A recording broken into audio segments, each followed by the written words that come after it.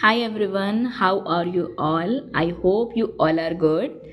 आज हम बात करते हैं सेंट्रल बैंक ऑफ इंडिया का जो PGDBF का नोटिफिकेशन आउट हुआ है। काफ़ी टाइम हो चुका है उस नोटिफिकेशन को, बट अभी भी बहुत सारा कन्फ्यूजन है कि वो फॉर्म फिल करे या नहीं करे। मैंने यूट्यूब पे देखा हुआ है, बहुत सारे लोगों ने इसे वीडियो बनाया हुआ है, बट किसी ने भी क्लैरिटी नहीं दी है। तो मैं इसी बारे में आज बात करने वाली हूँ। फर्स्ट थिंग, सबसे पहले हम बात करते हैं इस नोटिफिकेशन में है क्या। आप सब लोगों ने नोटिफिकेशन तो देखा होगा, ठीक है। PGDBF का कोर्स है, इसमें और कुछ भी ऐसा न्यू नहीं है। आप ये समझिए इसमें 1000 वैकेंसीज़ हैं, ठीक है। तो 1000 वैकेंसीज़ में जो जनरल और EWS की वैकेंसी है वो ऑन एंड अराउंड 505 वैकेंसी है। ये कोई कम वैकेंसी नहीं, ऑल ओवर इंडिया वैकेंसी है ये, ठीक है। और इसका जो मिनिमम क्राइटेरिया, जो एलिजिबिलिटी क्राइटेरिया है वो 60% इन बैचलर्स है। देन एज हमारा 22-30 है, ठीक है। उसके बाद हम सबसे पहले बात करते हैं जो यहाँ पे सबसे ज़्यादा कन्फ्यूजन है इस फॉर्म में कि ये फिल करे या नहीं करे। देखिए, मैंने खुद PGDBF का फॉर्म फिल किया है, मैं खुद उसकी स्टूडेंट रही हूँ। मैंने 9 मंथ ट्रेनिंग ली है उसकी, देन आफ्टर डैट 3 मंथ की OJT ट्रेनिंग ली है, एंड नाउ मैं as a credit officer Bank of India में पोस्टेड हूँ। तो सबसे पहले बात करते हैं इसका पैटर्न क्या होता है। सेम वही है जैसे हमारा मेंस में होता है। ये थोड़ा सा इजी एग्ज़ाम होता है, डिफ़िकल्ट बिल्कुल भी नहीं होता है, बिल्कुल भी डिफ़िकल्ट नहीं है। ओनली 1 टियर एग्ज़ाम है। इंग्लिश में 30 क्वेश्चंस हैं, 30 मार्क्स के हैं। क्वांट 30-30 है, रीजनिंग भी 30-30 है, एंड जनरल अवेयरनेस 30-30 है। देखिए, टाइम सही मिला है, लाइक 25 मिनट बहुत होते हैं इंग्लिश के लिए। 25 मिनट है, 15 मिनट GA के लिए थोड़ा सा कम लग रहा है, बट ठीक है, अगर आप प्रैक्टिस करते हो जाता है। वैसे भी 1 गो में आप कर लोगे GA, ठीक है। एंड देन उसके बाद ये डिस्क्रिप्टिव राइटिंग है। इसमें डिस्क्रिप्टिव राइटिंग में लेटर और ऐसे आएगा जो कि 150 वर्ड्स एंड 250 वर्ड्स का होता है। तो सबसे पहले बात करते हैं इसका लेवल क्या होता है। एग्ज़ाम का लेवल इजी टू मॉडरेट होता है। ऐसा कुछ भी हार्ड एंड फास्ट नहीं आता है कि बहुत ज़्यादा डिफिकल्ट आ रहा है एग्ज़ाम या बहुत इजी आ रहा है। ठीक ठाक आता है। आप ऐसे मानो कि RRB PO का जो मेंस लेवल होता है सेम वही इस एग्ज़ाम्स का होगा, ठीक है। क्योंकि मैंने जब बैंक ऑफ इंडिया का PGDBF का मैंने एग्ज़ाम दिया था, इसका मेरा आई थिंक 2023 मार्च में मेरा एग्ज़ाम हुआ था, तो इतना कुछ डिफ़िकल्ट नहीं आया था, काफ़ी इजी एग्ज़ाम था। लाइक अगर क्वांट और रीजनिंग आपका अच्छा है या इंग्लिश भी, तो आप अच्छे से निकाल ले जाते हो ये पेपर, ठीक है। उसके बाद इसमें जो कट ऑफ जाती है, the one thing is there will be no negative marking. कोई भी नेगेटिव मार्किंग नहीं है, ये बहुत ही प्लस पॉइंट हमारे लिए होता है। तो GA में ऐसा होता है ना, सपोज 30 क्वेश्चन हैं आपको, ठीक है, और 30 में आप मार्क कर दो, लाइक 30 है आप सारी मार्क करो, कोई नेगेटिव मार्किंग नहीं है, ठीक है। तो चांसेस ज़्यादा होते हैं आपके सही होने के।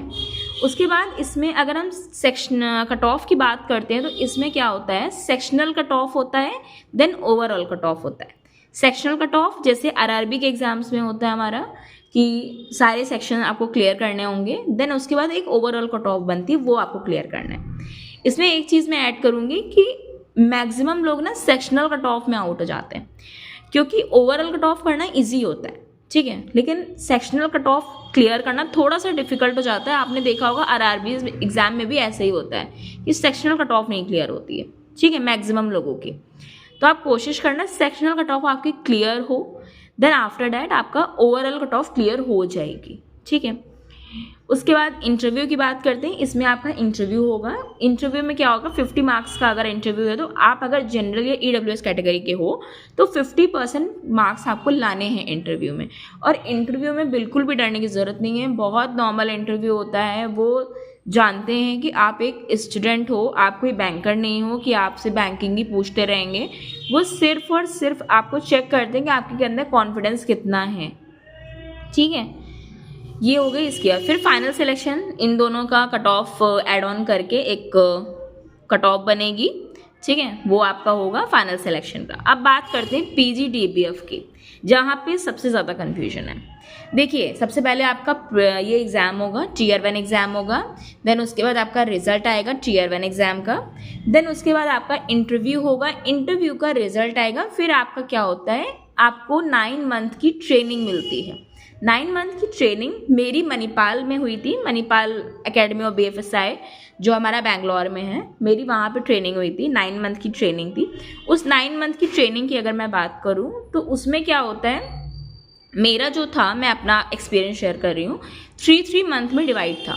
ठीक है, 3 मंथ में क्या होता था, 3 मंथ का आपको सपोज पहले तो एक नॉर्मल बैंकिंग समझाएंगे, लाइक रिटेल बैंकिंग एंड मतलब जितना भी बैंकिंग का एक नॉर्मल बेसिक चीज़ें होती हैं ना, सिर्फ वो आपको सिखाई जाती हैं। ठीक है, उसके बाद आपका 3 मंथ का मेरा ये था। देन उसके 3 मंथ उसमें क्या होता है, उस 3 मंथ में जो पर्टिकुलर फर्स्ट 3 मंथ होंगे उसमें आपको 4 या 5 सब्जेक्ट आपके होंगे। उसमें आपको आपका मिड टर्म होता है, mid term in the sense कि ऑब्जेक्टिव क्वेश्चंस आते हैं। ठीक है, जैसे मैं बात करूं, जैसे हम लोग बचपन में एग्ज़ाम्स नहीं देते थे कि आज क्लास टेस्ट है, आज सरप्राइज टेस्ट है एंड ऑल, वैसे ही सब कुछ होता है, कुछ भी डिफ़िकल्ट नहीं है उसमें, कुछ भी ऐसा डिफ़िकल्ट नहीं होता है। उसमें आपका मिड टर्म होगा, देन आपका एक एंड टर्म होता है। एंड टर्म में क्या होता है, उसमें 2 एग्जाम्स होते हैं। इस तरह से आप समझो, थोड़ा सा आप कंफ्यूज शायद हो जाओगे, मैं शायद नहीं समझा पा रही हूँ आपको। उसमें क्या होता है, 2 एग्जाम्स होते हैं आपके 3 मंथ में। 5 सब्जेक्ट होंगे, 2 एग्जाम्स होंगे, 5 सब्जेक्ट होंगे। ठीक है, एक आपका होगा, आपका ऑब्जेक्टिव होंगे। ठीक है, उसमें सिर्फ ऑब्जेक्टिव क्वेश्चंस आएंगे, उसी जो आपको पढ़ाया जाएगा उसका आएगा। उसके बाद होता है एक एंड टर्म होता है। एंड टर्म में क्या होता है कि आपको क्वेश्चंस पूछे जाते हैं, जैसे राइटिंग, जैसे डिस्क्रिप्टिव राइटिंग हम लोग करते हैं ना, वैसे आपको क्वेश्चंस पूछे जाते हैं, आपको उसमें अपने आंसर्स लिखने होंगे। ठीक है, फिर उसके बाद क्या होता है, इस 3 मंथ का आपने कंप्लीट कर लिया, आप उसमें पास हो गए। ठीक है, पास होने के बाद आपका नेक्स्ट 3 मंथ का स्टार्ट होगा। उसमें क्या होता है, नेक्स्ट 3 मंथ में फिर दूसरे सब्जेक्ट्स आएंगे। ठीक है, फिर दूसरे सब्जेक्ट जो आते हैं उसमें आपको मार्केटिंग से रिलेटेड चीज़ें सिखाई जाती हैं। मार्केटिंग से रिलेटेड जैसे बिजनेस ऑर्गेनाइजेशन हो गया, डिजिटल बैंकिंग हो गई, तो ये सब आपको सिखाया जाएगा। थोड़ा सा investment solution in the sense कि आपको जैसे टैक्स फिलिंग एंड ऑल, ये सब आपको सिखाया जाता है। ठीक है, उसके बाद आपका ये 3 मंथ में भी सेम वही प्रोसीजर होता है कि पहले आपका 1.5 महीने में, उस 3 मंथ के टाइम पीरियड में, उस 1.5 मंथ में आपका पहले एक मिड टर्म होगा। देन मिड टर्म होने के बाद फिर 1.5 महीने बाद आपका एक एंड टर्म होगा। एंड टर्म में सेम वही चीज़ होती है कि आपको आंसर्स लिखने होते हैं आंसर शीट पे, फिर आपका रिजल्ट आउट होता है। देन लास्ट का 3 मंथ जो मेरा था वो क्रेडिट बेस्ड था, सिर्फ और सिर्फ क्रेडिट उसमें सिखाया गया था। क्रेडिट का मतलब क्या होता है कि लोन, बैंक का जो मेन काम होता है वो लोन से चलता है। ठीक है, आप बैंक लोन देता है, वो आपका वही मेन आपका काम चल रहा होता है बैंक का। तो वहाँ पे आपको सारी चीज़ें सिखाई जाती हैं कि हमें किसको लोन देना होता है, क्या क्या ड्यू डिलिजेंस करना होता है, क्या क्या मुझे डॉक्यूमेंट्स देखने होते हैं। ठीक है, बहुत सारी चीज़ें आपको सिखाई जाती हैं उस लास्ट के 3 मंथ में क्रेडिट में। उसमें भी सेम वही चीज़ होती है कि 1.5 महीने में आपका पहले मिड टर्म होगा, देन लास्ट के 1.5 मंथ में आपका एंड टर्म होगा। इस तरह से आपकी 9 मंथ की ट्रेनिंग कंप्लीट होती है। आप एक कैंपस में रहते हो। ठीक है, कैंपस में रहते हो, वहीं पे आपको फूडिंग वगैरह सब कुछ मिलती है। ऐसा कुछ भी नहीं है कि आपको अलग से फूडिंग लेनी होती है, आपको फूडिंग वगैरह वहीं से प्रोवाइड होती है, रहने का भी सब कुछ वहीं से होता है। फिर जब ये 9 मंथ आपके कंप्लीट हो जाते हैं, उसके बाद आप लोग क्या होगे, आप लोग की पोस्टिंग आएंगी। ठीक है, 3 मंथ के लिए OGT होती है। OGT इन द सेंस होता है आप बैंक में जाओगे, आप वहाँ पे वर्क करोगे, but as a trainee work करोगे। वहाँ पे वर्क क्या करोगे, वहाँ पे एक मेंटर प्रोवाइड होता है। मेंटर प्रोवाइड वैसे नहीं होते हैं, ऐसा कुछ भी नहीं है कि वहाँ पे आपके लिए एक अलग से मेंटर होता है। वहीं पे जो एम्प्लॉय होते हैं, वहीं से आप लोग उनसे बात करते हो, उनसे आप चीज़ें सीखते हो कि मुझे कैसे काम करना है और आप सब कुछ वहीं से उनसे सीखते हो। वहाँ पे 3 मंथ के लिए आपको पोस्ट कर देते हैं, आप वहीं पे सारे काम एज अ ट्रेनी कर रहे होते हो। ठीक है, उसके बाद जब ये 3 मंथ की ट्रेनिंग कंप्लीट हो जाएगी हमारी, तो 9 मंथ की ट्रेनिंग हमने एक कैंपस में करी। सपोज मणिपाल में मैंने जैसे 9 मंथ की ट्रेनिंग करी, क्लासरूम ट्रेनिंग। देन 3 मंथ की क्या होती है, हमारी OGT होती है, जो कि हमारी बैंक में मुझे पोस्ट किया जाएगा, वहाँ पे मैं एज अ ट्रेनी वर्क करूँगी। ये आपका 12 मंथ का कोर्स है, इसे ही बोलते हैं PGDBF कोर्स। आपको अलग से कोई बुक नहीं लेनी होती है PGDBF में, आपको वहीं कैंपस से सारी बुक प्रोवाइड करते हैं वो लोग। ठीक है, आपको अलग से कुछ भी नहीं लेना होता है, सब कुछ वहीं से मिलता है। बस आपको क्या लेना होता है, अपने जो नोट्स वगैरह बनाओगे वो सब कुछ आपको अपना लेना होता है। और ट्रेनिंग जो 3 मंथ की OJT होती है उसमें भी ऐसा कुछ नहीं है कि बहुत वर्क प्रेशर मिलेगा आपको या टारगेट बेस्ड जॉब है क्या, ऐसा कुछ भी टारगेट बेस्ड जॉब नहीं है। ये बिल्कुल भी टारगेट बेस्ड जॉब नहीं है। बहुत रूमर्स फैले हुए हैं कि ये टारगेट बेस्ड है, ये परमानेंट जॉब नहीं है, ऐसा कुछ नहीं है। ये सब फालतू की चीज़ों पे बिल्कुल भी मत ध्यान दीजिए आप लोग। एंड इसमें इन्होंने एक क्लॉज और ऐड किया है जो मेरे टाइम पे नहीं ऐड था, कि आपको DBF या जैब एग्ज़ाम क्लियर करना है। देखिए मैं बात करूँ, जब मैंने अपना क्लियर कर रही थी, मैं PG DBF कर रही थी, तो मैंने DBF फॉर्म फिल किया था, ठीक है। तो मैंने DBF जब फिल किया था तो मैंने DBF के 3 पेपर मेरे क्लियर हो गए थे, जिसमें DBF में क्या होता है 4 पेपर होते हैं। रुकिए मैं आपको दिखाती हूँ कि DBF में होते कितने पेपर। देखिए DBF और जैब ना सेम वही चीज़ है, कुछ ऐसा डिफरेंट नहीं है कि अलग अलग से। ये है 4 पेपर, एक PPB होता है, AFM होता है, ठीक है, और उसके बाद 2 सब्जेक्ट और, 4 सब्जेक्ट होते हैं इसमें आपके।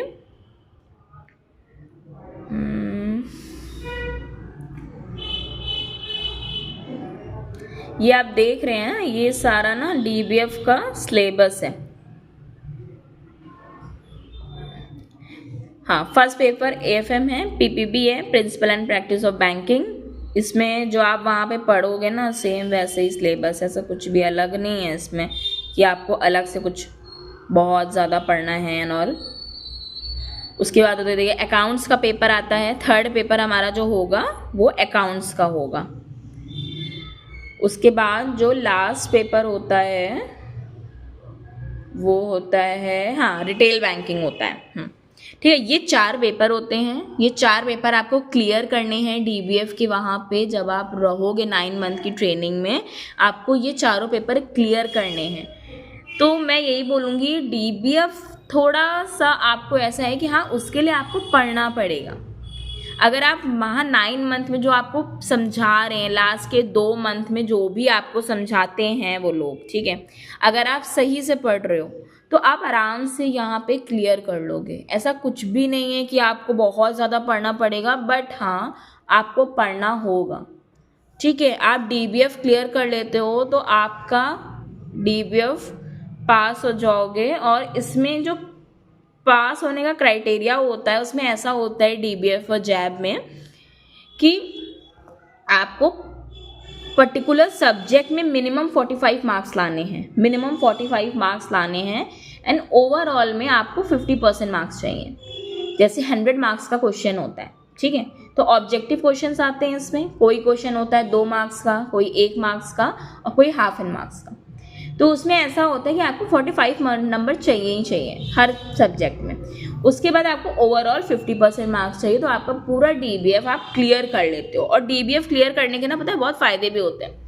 आपका ना इंक्रीमेंट ऐड हो जाता है। इंक्रीमेंट ऐड होने का मतलब होता है आपकी जो सैलरी होती है थोड़ी सी इंक्रीज़ हो जाती है, ठीक है। ये हो गया हमारा DBF की बात। उसके बाद हाँ, अब बात आती है कि ये सब कुछ तो ठीक है, बट बहुत सारे ऐसे लोग होंगे जो एक बार में फ़ी नहीं पे कर सकते हैं, क्योंकि 3 से 4 लाख फीस में बताई गई है, एक्सक्लूडिंग GST। तो देखिए, अगर आपके पास फ़ी नहीं है, कोई प्रॉब्लम नहीं है, आप बैंक से लोन ले सकते हो। एजुकेशन लोन बैंक आपको वहीं प्रोवाइड करेगी। जब आप जाओगे वहाँ पे तो आप खुद देखोगे वहाँ पे जितने भी बच्चे हैं उसमें 80 to 85% बच्चे ऐसे होते हैं जो लोन ले रहे होते हैं। लोन इन द सेंस, वहाँ आपके पास बैंक के एम्प्लॉय आएंगे, आपका अकाउंट ओपन करेंगे, आपको लोन प्रोवाइड कराएंगे। आपको कुछ नहीं करना है उस लोन में, आपको बस वो डॉक्यूमेंट्स उनको देने हैं जो वो बोलते हैं, ठीक है। उसमें ऐसी कोई गारंटी नहीं लगती है, बिल्कुल भी कोई गारंटी नहीं, क्योंकि आपको पता है एजुकेशन लोन में कोई गारंटी वगैरह नहीं लगती है। तो आपको वहाँ से लोन मिल जाएगा, आपकी फ़ी वहीं से पे होती है, ठीक है, वहाँ से ऑटो पे होता है उन्हीं के अकाउंट में। तो वहाँ से आपका फ़ी का हो जाएगा। ऐसा कुछ भी नहीं है कि आपको खुद से पूरा पेमेंट देना, और पूरा पेमेंट एक बार में नहीं देना होता है। जैसे आपने फर्स्ट सेमेस्टर क्लियर किया, ठीक है, तो फर्स्ट सेमेस्टर की फ़ी जाएगी। देन सेकंड सेमेस्टर क्लियर किया, सेकंड सेमेस्टर की फ़ी जाएगी। देन थर्ड सेमेस्टर क्लियर किया, थर्ड सेमेस्टर की फ़ी जाती है। इस तरीके से होता है। सपोज़ जो मेरी फ़ी थी, मुझे याद है कुछ 3.5 लाख रुपए मेरी फ़ी थी, एक्सक्लूडिंग GST। तो 1,10,000, 1,20,000 एंड ऑल, इस तरह से मैंने फ़ी पे हुई थी।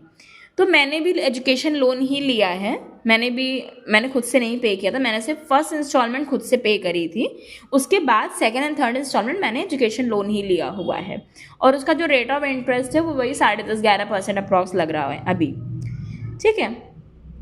उसके बाद हाँ, अब कोर्स फ़ी कैसे रिम्बर्स होगी, जब आप 5 साल उस बैंक में जॉब कर लेते हो, ठीक है। सपोज आपका 2025 चल रहा है, मान लीजिए 2025 के एंड तक, मतलब दिसंबर से आपकी ट्रेनिंग स्टार्ट हो जाती है, नवंबर दिसंबर से आपकी ट्रेनिंग स्टार्ट हो जाती है। ओजीटी की हटाने के बाद मैं बात कर रही हूँ, मान लीजिए आपका मार्च से आपकी सपोज ओजीटी आपकी कंप्लीट हो जाती है 2026 मार्च में, ठीक है। तो आपका उस दिन से 5 साल बाद अगर आप जॉब कर लेते हो, 5 साल अपनी जॉब के कंप्लीट कर लेते हो, तो आपको जो फ़ी होती है, मीन्स 3 से 4 लाख रुपए जो आपने पे करे थे वो आपको मिल जाएगी, लेकिन इसमें जीएसटी नहीं मिलती है जो हम जीएसटी बैंक को पे कर रहे होते हैं उस फी में, ठीक है। और उसके बाद हाँ, document verification and medical fitness होता है, ये बहुत ही नॉर्मल होता है, इसमें कुछ भी ऐसा नहीं है कि आपके स्पेक्स लगे हैं या आप मेडिकली बहुत बड़ी चीज़ें ना हों। बाकी आप देखो, बैंक का ना जो मेडिकल फिटनेस होता है वो बहुत ही बकवास होता है, ठीक है, उसमें कुछ भी ऐसा कुछ वो देखते ही नहीं है। बहुत से लोग क्या होते हैं ना, मैं जब अपना डीवी और मेडिकल फिटनेस में कराने गई थी तो बहुत से लोगों ने ना रिपोर्ट्स ऐसी बनवा ली थी, मतलब उनको कुछ प्रॉब्लम्स थी, सपोज आपका कोलेस्ट्रॉल बढ़ा हुआ है बट उन्होंने रिपोर्ट्स ऐसे ही बनवा लिया, तो ऐसा कुछ कोई देख नहीं रहा होता है वहाँ पे, ठीक है। हाँ, दूसरी चीज़ अब आती है यहाँ पे स्टाइपेंड की बात आती है। जब 9 मंथ आप वहाँ ट्रेनिंग लोगे तो आपको पर्टिकुलर पर मंथ में आपको 2500 रुपीज़ पे करेगी बैंक आपके लिए, एंड जब आपका 9 मंथ कंप्लीट हो जाएगा, जब आप ओजीटी में जाओगे तो 10,000 रुपीज़ आपको as a salary, as a stipend आपको मिल रहा होगा। हम लोगों को भी 2500 रुपये ही मिलता था, ठीक है, लेकिन 10,000 नहीं, हमको 15,000 रुपये मिलता था बैंक ऑफ इंडिया में।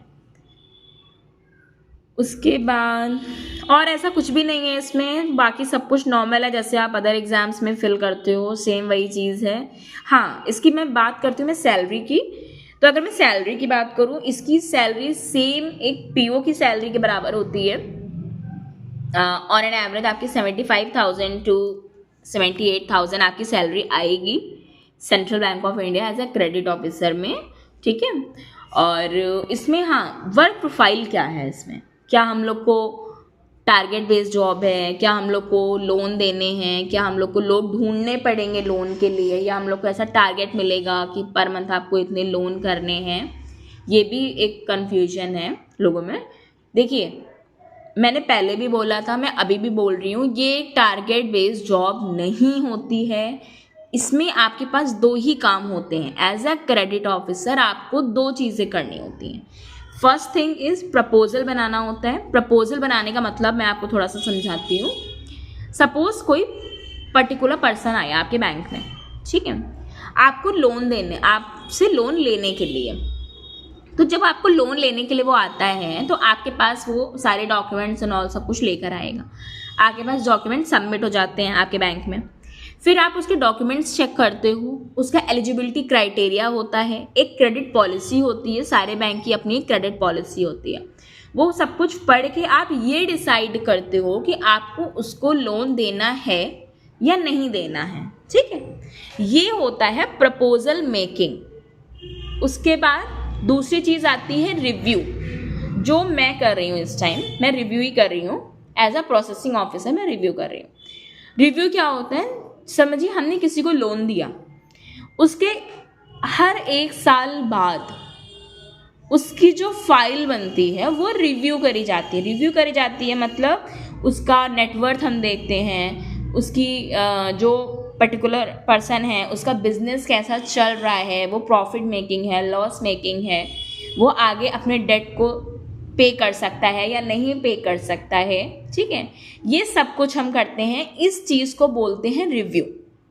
बस यही 2 काम होते हैं एज अ क्रेडिट ऑफिसर। आपको प्रपोजल बनाना होता है और आपको रिव्यू करना होता है, यही 2 काम हैं आपके पास। और आपके पास तीसरी चीज़ जो भी आएगी वो सिर्फ और सिर्फ लोन रिलेटेड आएगी, टारगेट बेस्ड जॉब नहीं है।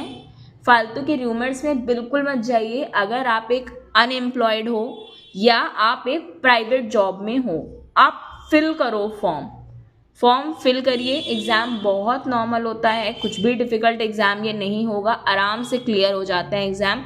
मैंने भी बहुत टाइम स्ट्रगल किया है मतलब जॉब के लिए। मैंने ऑन एंड अराउंड 6.5 ईयर मैंने स्ट्रगल किया है। उसके बाद जाके मुझे मेरी जो फर्स्ट जॉब थी इन बैंकिंग सेक्टर, मेरी यही जॉब मेरी लगी थी। उसके बाद मेरी और जॉब मिली मुझे, बट फिर मैंने इसको क्विट नहीं किया था, मैंने इसी को कंटिन्यू किया क्योंकि मुझे काफ़ी सही लगा ये, ठीक है। और दूसरी चीज़ होती है कि हाँ, बहुत से लोग बोलते हैं कि सिर्फ पोस्टिंग की प्रॉब्लम होती है। पोस्टिंग की प्रॉब्लम नहीं होती। जब आप 9 मंथ अपने कंप्लीट कर रहे होगे, लास्ट मंथ जो आपका चल रहा होगा, उसमें ना बैंक आपको एक फॉर्म फिल करने के लिए देता है कि आपको पोस्टिंग कहाँ पे चाहिए, मीन्स कौन से स्टेट में चाहिए या कौन सी सिटी में चाहिए। तो मैंने क्या किया था, मैंने अपना ही स्टेट फिल किया था, मैंने अपनी सिटी फिल करी थी। वहाँ पे आपके पास ऑप्शन होता है कि वो आपको आपकी सिटी में अगर उसकी वैकेंसी है, वहाँ पे अवेलेबल है सीट, तो आपको वहीं पे जॉब भी मिल जाएगी, ठीक है। बाकी पीओ में आप क्या देखोगे ना, आपको नहीं मिलती है अपने स्टेट में या अपनी सिटी में जॉब, लेकिन इसमें ये हमारे पास पार होती है कि हमें मिल सकती है, ठीक।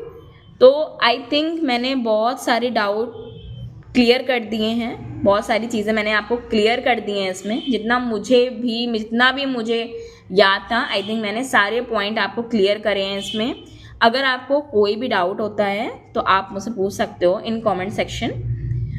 मैं कोशिश करूँगी मैं सबके डाउट क्लियर कर दूँ, क्योंकि मैं एक खुद PGDBF स्टूडेंट हूँ। मुझे याद है जब मेरा PGDBF का रिज़ल्ट आउट हुआ था तो मैं खुद कंफ्यूज थी कि मैं इसको ज्वाइन करूँ या नहीं करूँ, क्योंकि किसी ने भी ऐसा कुछ यूट्यूब पर डाल ही नहीं हुआ है, कुछ भी अपलोड ऐसा नहीं है कि हाँ जो भी डाउट है ना वो क्लियर हो जाए।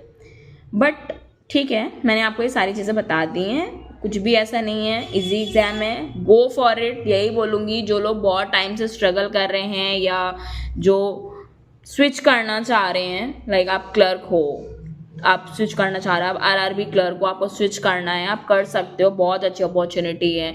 और बिल्कुल भी मत सोचो कि आगे जाके ये बैंक प्राइवेट हो जाएगा एंड ऑल। देखो प्राइवेट जाके ना एक टाइम के बाद सारे बैंक प्राइवेट होने हैं, 1-2 बैंक को छोड़ के ना सारे बैंक प्राइवेट हो जाएंगे।